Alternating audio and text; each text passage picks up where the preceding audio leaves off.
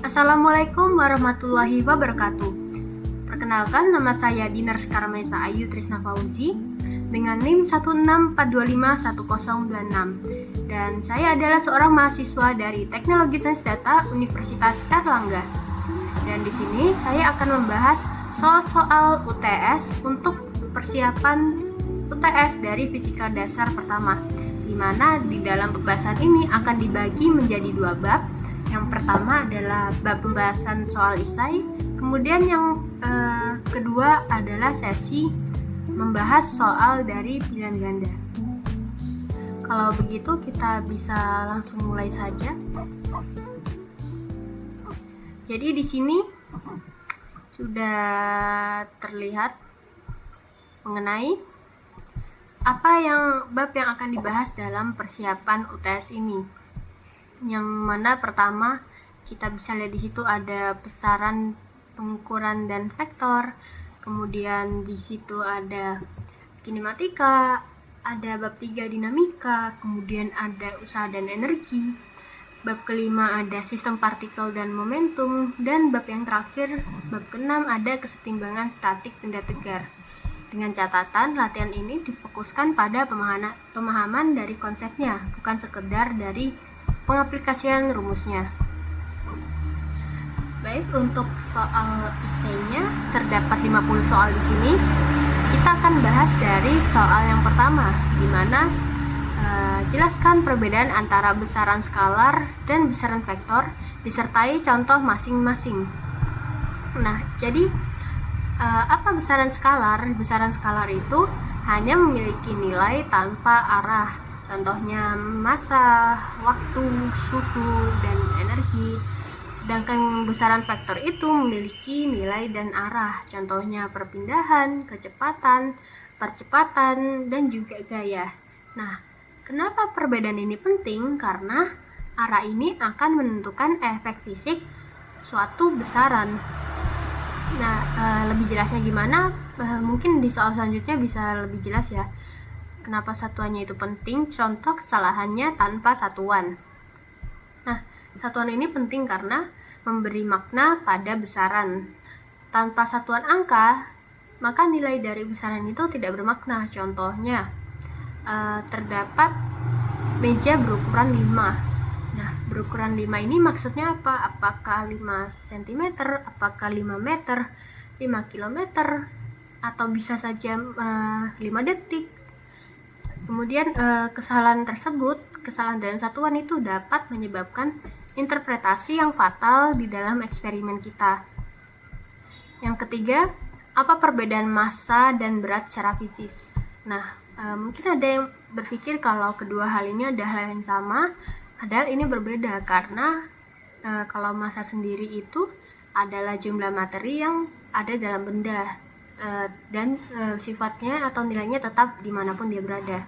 Sedangkan berat itu adalah gaya gravitasi pada benda dan bergantung pada percepatan gravitasi di lingkungan kita. Untuk di sini berarti di gaya gravitasi dari bumi.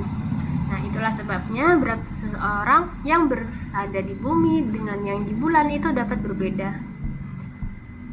Nomor 4, mengapa hasil pengukuran selalu mengandung ketidakpastian? Nah, ketidakpastian itu sendiri muncul karena banyak faktor ya. Tapi contohnya ada keterbatasan alat ukur yang mungkin kurang detail, kemudian keterampilan dari pengamatnya, kemudian kondisi dari lingkungan sekitar, dan perlu digarisbawahi bahwa tidak ada pengukuran yang benar-benar eksak karena ketidakpastian ini juga bisa selalu dinyatakan dalam bentuk toleransi atau error. Nomor 5, apa makna fisis dari komponen vektor? Nah, komponen vektor itu menunjukkan pengaruh vektor pada arah tertentu. Pemecahan vektor mampu mempermudah analisis gerak atau gaya. Hal ini yang membuat perhitungan lebih sederhana dalam koordinat kartesius. 6. Jelaskan perbedaan jarak tempuh dan perpindahan. Nah, jadi dua hal ini adalah hal yang berbeda ya.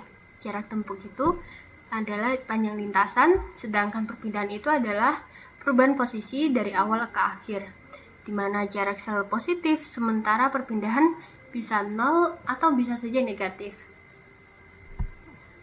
Nomor 7, mengapa perpindahan bisa nol meskipun benda bergerak? Jadi perpindahan nol itu bisa terjadi jika benda kembali ke posisi awal meskipun dia bergerak. Contohnya, orang berlari mengelilingi lapangan lalu berhenti tepat di titik start dia memulai. Maka secara jarak mungkin dia memang menempuh jarak yang keliling dari lintasan tersebut, tapi untuk perpindahannya bernilai 0. Kemudian apa perbedaan kecepatan dan kelajuan? Jadi ini dua hal yang berbeda ya. Jadi kecepatan itu adalah vektor dengan arah, sedangkan kelajuan itu bentuknya adalah skalar alias tanpa arah. Karena itu dua benda bisa mempunyai kelajuan yang sama tetapi kecepatannya berbeda. Nomor 9, kapan percepatan bernilai 0 tetapi benda tetap bergerak? Jadi percepatan bisa bernilai 0 saat kecepatannya dia itu konstan, misalnya pada konsep GLB. Artinya benda tetap bergerak tanpa perubahan dari lajunya. Nomor 10, jelaskan makna tanda negatif pada kecepatan. Nah, tanda negatif pada kecepatan itu menunjukkan arah yang berlawanan dengan acuannya. Hal ini membantu kita dalam menganalisis gerak dari dua arah. Yang nomor 11, apa ciri utama gerak lurus beraturan atau GLB? Nah, ciri utama dari GLB itu adalah kecepatannya dia itu konstan dan percepatannya 0, di mana juga posisi berubah secara linear terhadap waktu. Nomor 12, mengapa grafik ST GLB berbentuk garis lurus? Jadi grafik ST/GLB berupa garis lurus karena posisi bertambahnya linear, di mana kemiringan garis menunjukkan kecepatan. Nomor 13, apa perbedaan GLB dan GLBB secara konsep? GLB itu percepatannya 0, sedangkan GLBB itu percepatannya konstan alias tidak sama dengan 0. Nah, perbedaan ini yang menghasilkan grafik yang berbeda. Nomor 14, mengapa percepatan gravitasi selalu muncul pada gerak vertikal? Nah, pada gerak vertikal itu kan gravitasi pasti selalu bekerja, sehingga percepatan dari G itu muncul. Nah, inilah yang membuat sebuah benda itu saat jatuhnya semakin cepat. Nomor 15, jelaskan mengapa gerak parabola dapat dipisah menjadi dua gerak. Jadi bisa dipisah karena ada komponen horizontal dan vertikal yang sifatnya itu independen, dan gabungan keduanya akan membentuk lintasan yang melengkung. Apa yang dimaksud gaya dalam fisika? Nah, gaya itu adalah interaksi yang dapat mengubah gerak atau bentuk benda, di mana gaya itu bisa berupa dorongan maupun tarikan. Nomor 17, mengapa gaya tidak selalu menyebabkan benda bergerak?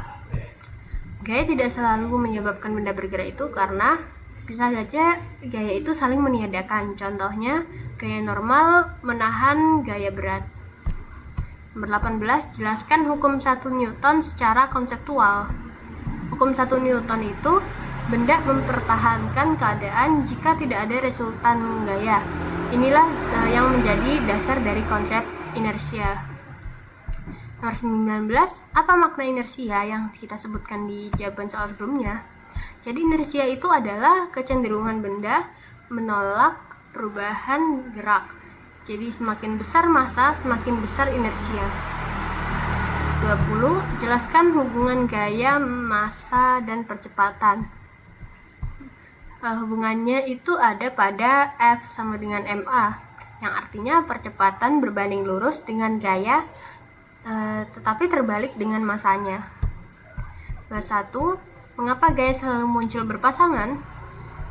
Nah, itu karena adanya interaksi yang melibatkan dua benda. Contohnya gaya aksi reaksi pada kaki dan tanah. Dua-dua diagram benda, apa tujuan menggambar diagram benda bebas? Jadi diagram benda bebas itu memisahkan gaya-gaya pada benda, yang mana ini nantinya akan mempermudah analisis dinamika. Nomor 23, jelaskan fungsi gaya normal. Jadi gaya normal itu adalah reaksi permukaan menahan benda yang besarnya bergantung pada gaya tekan benda. Nomor 24, mengapa gaya gesek selalu berlawanan arah gerak? Nah, gaya gesek itu selalu berlawanan arah gerak relatif yang fungsinya menahan atau memperlambat gerakan. Nomor 25, apa yang menyebabkan benda meluncur di bidang miring? Jadi sebuah benda itu dapat meluncur di bidang miring karena komponen gaya beratnya dia sejajar dengan bidangnya, dimana semakin curam bidang semakin besar komponen ini. 26, mengapa diperlukan gaya sentripetal pada gerak melingkar? Nah, jadi gaya sentripetal itu diperlukan untuk mempertahankan lintasan melingkar. Tanpa gaya ini, benda itu akan bergerak lurus keluar dari lintasan, seperti itu. Nomor 27, apakah gaya sentrifugal benar-benar ada? Gaya sentrifugal itu tidak nyata di kerangka inersial, hanya semu di kerangka berputar. Dia itu muncul sebagai efek dari persepsi pengamatnya. 28, apa perbedaan gerak lurus dan gerak melingkar dari sisi percepatan? Jadi untuk gerak lurus percepatan searah lintasan, gerak melingkar percepatan menuju pusat, di mana percepatan melingkar disebut percepatan sentripetal. 29, jelaskan pengertian usaha. Usaha itu adalah transfer energi oleh gaya yang menyebabkan perpindahan. Besarnya bergantung pada arah gaya terhadap perpindahan. Kapan usaha bernilai 0 meskipun ada gaya? Usaha itu dapat bernilai 0 jika gaya tegak lurus dari perpindahannya.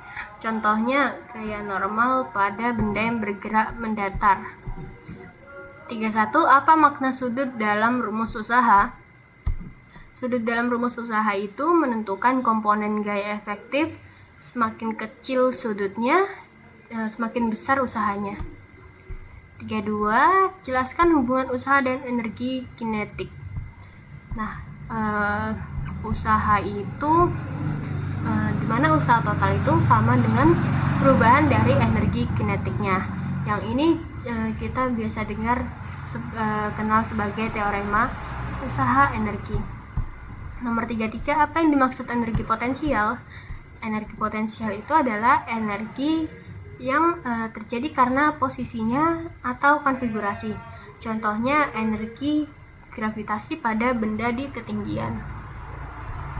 34, kapan energi mekanik bersifat kekal? Energi mekanik itu bersifat kekal hanya jika gaya konservatif bekerja. Nah, tanpa gesekan energi total tetap. Mengapa energi bisa hilang ketika ada gesekan? Energi itu bisa hilang karena perubahan menjadi energi panas atau suara. Ya, dimana ini yang menyebabkan efisiensi sistem berkurang dari 100%. 36, jelaskan konsep pusat massa. Jadi pusat massa itu adalah titik rata-rata distribusi massa, di mana gerak sistem ini bisa dianalisis dari titik ini. 37, mengapa sistem partikel dapat dianalisis sebagai satu benda? Jadi sistem partikel itu bisa dianalisis sebagai satu benda karena gaya internalnya meniadakan, sehingga hanya gaya eksternal yang berpengaruh. 38, apa makna momentum secara fisis? Momentum itu adalah kecenderungan benda untuk mempertahankan geraknya, di mana besarnya P sama dengan mv.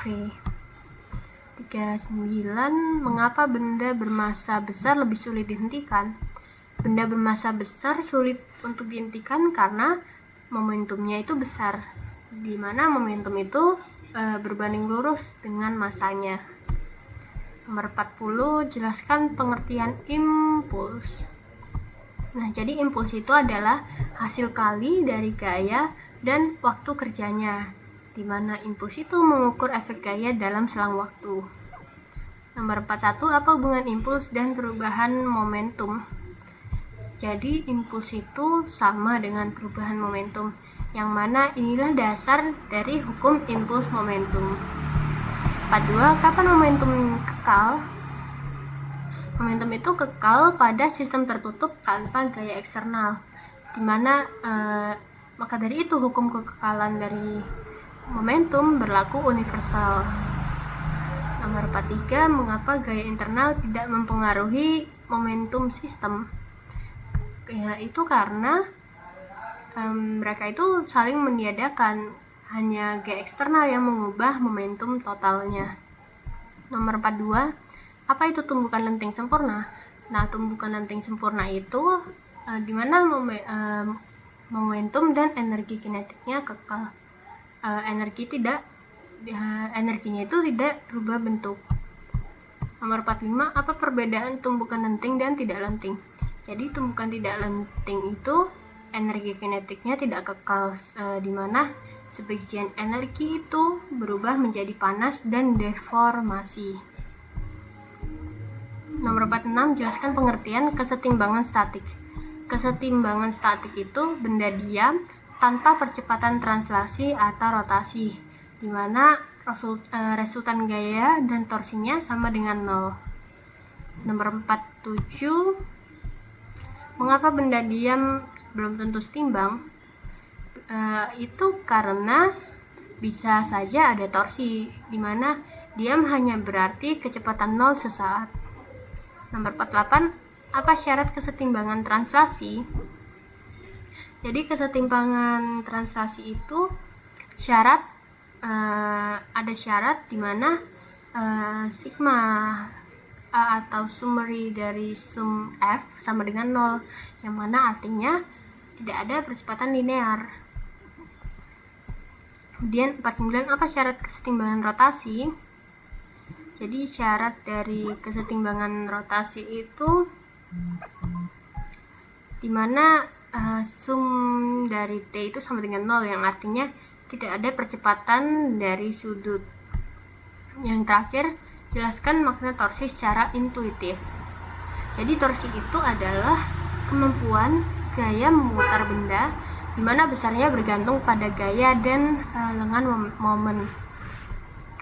Dan itu sudah menjawab semua jawaban dari soal essay, di mana 50 soal ini.